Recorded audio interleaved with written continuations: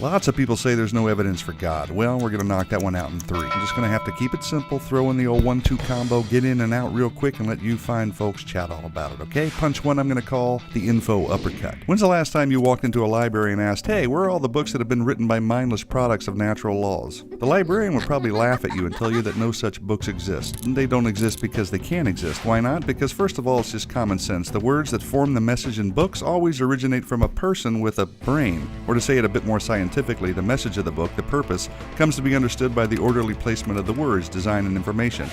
Information. Now, anytime we find info, these basic laws always apply. Number 1, matter doesn't spontaneously produce information. Number 2, only a mental source, intelligence, can generate new creative information. In other words, just like those books that couldn't originate without a mind, neither could life. Why not, you ask? Because we know that DNA contains information. Therefore, the laws of information science apply, which means the information in DNA couldn't have spontaneously generated, and that a mind is behind the information. Period. No exceptions. Look at it this way. The simplest life form we know of is an amoeba, and it contains as much information in its DNA as 1,000 complete sets of Encyclopedia Britannica. So, are we to believe that there's no way a message in a library book could spontaneously generate, but far more complicated messages in DNA that contain 1,000 times more information could have?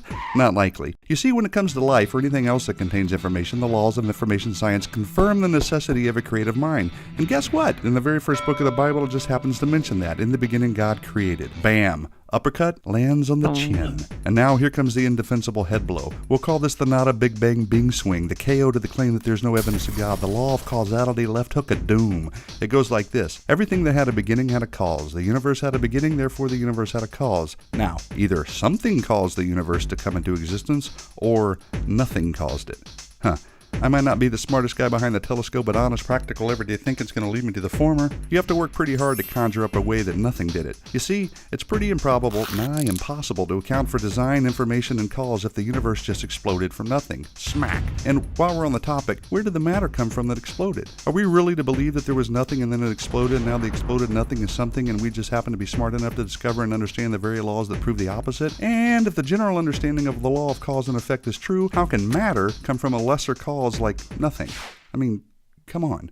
I don't have a bunch of letters after my name, but even a monkey knows better. And yeah, I snuck in a couple of extra jabs in there, so sue me.